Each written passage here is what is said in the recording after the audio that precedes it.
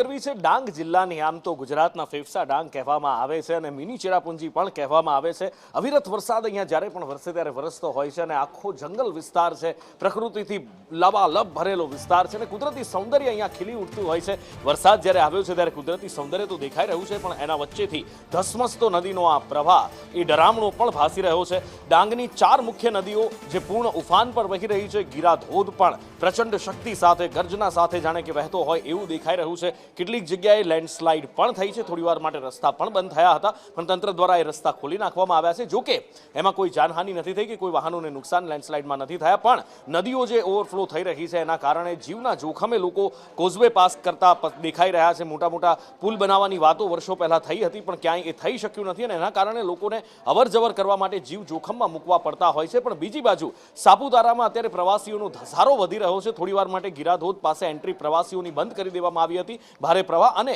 એની સાથે સાથે લેન્ડસ્લાઇડના કારણે। પણ પછી જ્યારે ગીરાધોધની એન્ટ્રી ખોલવામાં આવી તો પ્રવાસીઓનું જાણે કે ઘોડાપૂર ઉમટ્યું હોય ગીરાધોધનું આ સૌંદર્ય જોવા એવું દેખાયું હતું।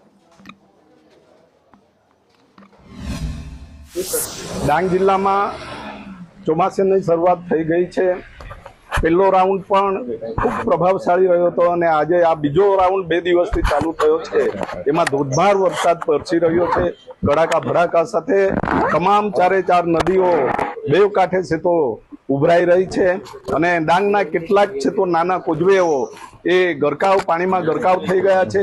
ખેડૂતો એનાથી પ્રભાવિત થયા છે અને આ વરસાદ જે છે એ વરસાદ વાવણી લાયક છે, ત્યારે ડાંગના ખેડૂતો ખૂબ ખુશહાલ નજરે પડી રહ્યા છે।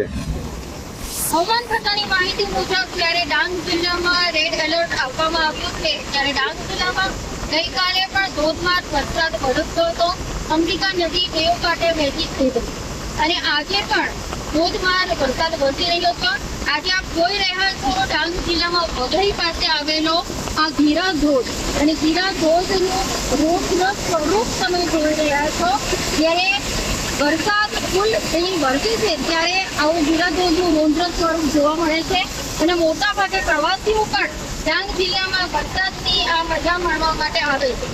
ડાંગ જિલ્લામાં એક રીતે જોવા જઈએ તો આજે સવારે 6 થી 10 ની વચ્ચે આહવા ખાતે 25 મિલીમીટર, વઘઈ ખાતે 47 મિલીમીટર, કુબેર ખાતે 48 મિલીમીટર તેમજ સાપુતારા ખાતે 43 મિલીમીટર જેટલો વરસાદ નોંધાયો છે। વહીવટી તંત્રએ મોટાભાગે જેટલા બી કોઝવે વધારે ઉભરાઈ રહ્યા છે તેમજ નદીઓ છલકાઈ રહી છે, જળાશયોમાં તેમજ આવી બધી જગ્યા પર લઈ જવા માટે અપીલ કરી છે। યોગિતા પટેલ, ડાંગ।